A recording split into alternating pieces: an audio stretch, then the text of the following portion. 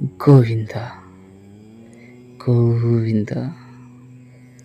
మనం అన్నమయ్య సినిమా చూసాం కదా, దాంట్లో అలవేల మంగ మధ్యకి వచ్చి అన్నమయ్య దగ్గర ఒక మాట ఉంటుంది.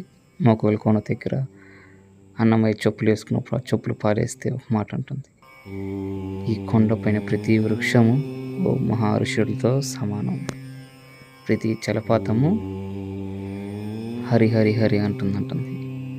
ఇంత పవిత్రమైన ఈ తిరుపతి దేవస్థానం నందు వెలిసిన శ్రీ వెంకటేశ్వర స్వామి దర్శించుకున్న ఫలము ఎంత పుణ్యమో.